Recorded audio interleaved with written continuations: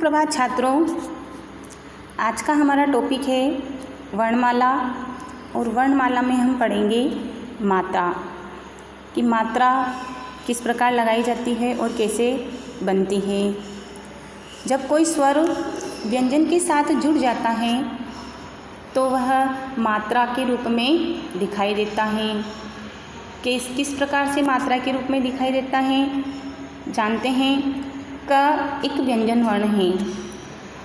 जब भी कोई व्यंजन वर्ण होता है तब वह हमेशा आपको हलंत के रूप में दिखाई देगा, और जब वह जैसे ही स्वर के साथ मिल जाता है तो स्वर के साथ मिलने पर वह जैसा स्वर लगा हुआ होता है वह उसी स्वर वाली मात्रा का रूप धारण कर लेता है। जिस प्रकार से क और क के बाद में आ स्वर जुड़ा हुआ है तो का रूप ले लिया। तो इस प्रकार से जब व्यंजन कोई स्वर के साथ जुड़ता है तो वह हमें बाद में मात्रा के रूप में दिखाई देता है या मात्रा के रूप में दिखाया जाता है। क और क के बाद में ई स्वर जुड़ा तो ई स्वर जुड़ते ही वह हमें की के रूप में दिखाई दिया। क के बाद में ई और ई स्वर जुड़ने पर जो मात्रा के रूप में हमें जो शब्द मिला, वर्ण मिला तो वह है की। तो यानी जब कोई स्वर व्यंजन के साथ जोड़ा जाता है तो वह मात्रा के रूप में दिखाया जाता है। यह मात्रा की परिभाषा हुई। अगला जो हमारा, और जब स्वर के साथ जुड़ने पर जो व्यंजन होता है, और जब व्यंजन हलंत के रूप में लिखा हुआ रहता है, जब वह अकेला लिखा हुआ रहता है, जब वह स्वर के साथ जुड़ जाता है तो उसके साथ का जो हलंत लगा हुआ होता है वह हटा दिया जाता है, उस हलंत का लोप हो जाता है। जैसा कि यहाँ पर क के साथ में आ जुड़ा तो यहाँ पर का बनने पर उस हलंत का लोप कर दिया। तो यह बात आपको ध्यान रखना है। अगला जो टॉपिक है शब्द, और शब्द जो है भाषा की सबसे छोटी इकाई जो होती है वह होती है वर्ण।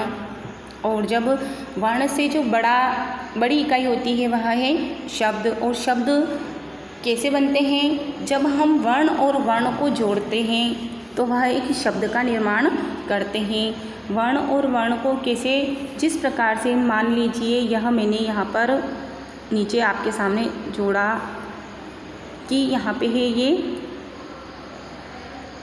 वानर शब्द, और वानर का हमने वर्ण विच्छेद किया तो जब ये व, आ, न, अ, र और अ, तो ये अलग अलग वर्ण हुए, और जब इनको हमने एक साथ वापस मिलाया तो यह बन गया वानर। तो जब वर्ण मिलकर के शब्द का निर्माण करते हैं, जैसे मान लीजिए मैं एक यहाँ पर आपको लिख कर बताती हूँ कि का एक वर्ण है, फिर हमने अगला वर्ण लिखा एक म, अगला वर्ण लिखा एक ल। तो एक वर्ण का, एक वर्ण म, एक वर्ण ल, ये वर्ण है। जब हम इन सबको मिला देते हैं तो हमारा शब्द का निर्माण हो जाता है और वह बनता है कमल। तो यह कहलाता है कमल, और कमल का भी अर्थ निकलता है तो यह कहलाता है सार्थक शब्द। तो हम परिभाषा पढ़ते हैं कि वर्णों के सार्थक मेल को शब्द कहते हैं। सार्थक यानी जिसका कोई उचित अर्थ निकलता है, जो शब्द हमको कोई अर्थ देता है, अर्थ प्रदान करता है, तो वह कहलाता है सार्थक। जिस प्रकार से आलू एक शब्द है और हमने लिया है वालू, तो आलू तो सार्थक शब्द हुआ है और वालू जो है निरर्थक शब्द हुआ, तो हम सार्थक शब्द कहेंगे आलू को, तो वह कहलाता है सार्थक। तो आप समझ गए होंगे कि वर्णों के सार्थक मेल को शब्द कहते हैं, और शब्द किसका निर्माण किस प्रकार हुआ है यह भी मैंने आपको बताया है कि जिस स्वर की ध्वनि शब्द के अंत में से आती है तो वह उसी स्वर का रूप ले लेती है।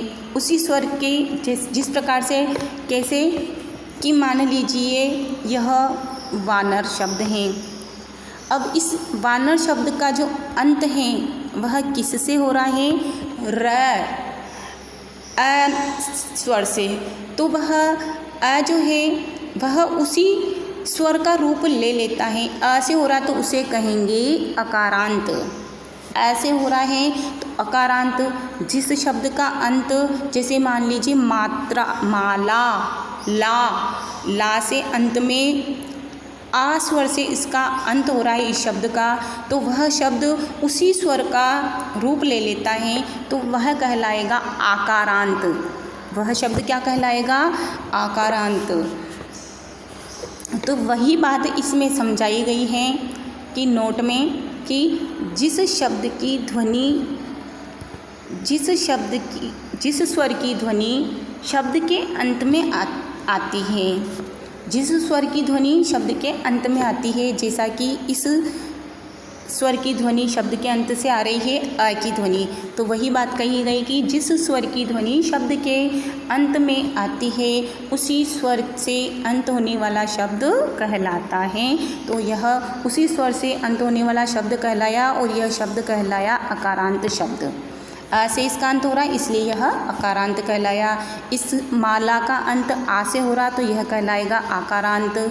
मुनि का छोटी ई से हो रहा तो यह कहलाएगा इकारांत। और नदी का ई से हो रहा है, बड़ी ई से अंत हो रहा है, द में बड़ी ई की मात्रा लग रही है तो बड़ी ई से इसका अंत हो रहा है तो यह कहलाएगा इकारांत। तो यानी जिस स्वर से शब्द का अंत होता है वह शब्द उसी स्वर का रूप ले लेता है। तो छात्रों, आपको इतना समझ में आया होगा। अब हमने जो पढ़ा है कि वर्ण और उसको विच्छेद कैसे किया जाता है, तो सबसे पहले हम इसकी परिभाषा कहेंगे कि वर्ण विच्छेद किसे करते हैं। विच्छेद का अर्थ होता है अलग अलग करना, तोड़ना।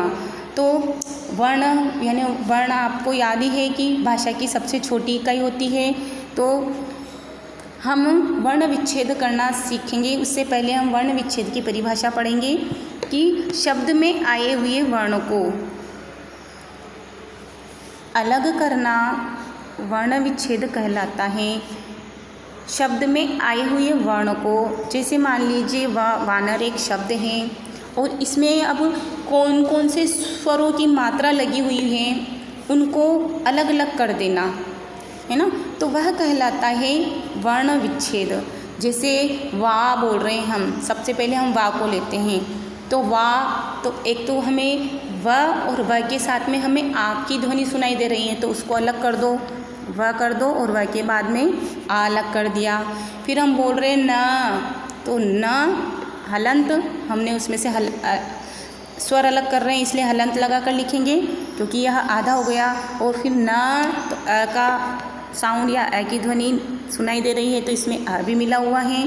फिर बोल रहे हैं र, तो र से र प्लस अ, तो इस प्रकार से वानर एक शब्द है और जब हमने इसका विच्छेद किया तो बन गया व प्लस आ प्लस न प्लस अ प्लस र प्लस अ। इस प्रकार से वानर शब्द का वर्ण विच्छेद हुआ ये, तो यह कहलाएगा वर्ण विच्छेद। तो छात्रों, आपको यह जो वर्ण विच्छेद हैं यह आपको अच्छी तरह से आना चाहिए। आप अगली कक्षा में पुनः वर्ण विच्छेद करना सिखाऊंगी और आपको गृह कार्य में भी कुछ शब्द हैं उनका जो वर्ण विच्छेद हैं आप अलग से 5-5 वर्ण कहीं से भी लेकर के उनका वर्ण विच्छेद करना सीखेंगे। धन्यवाद।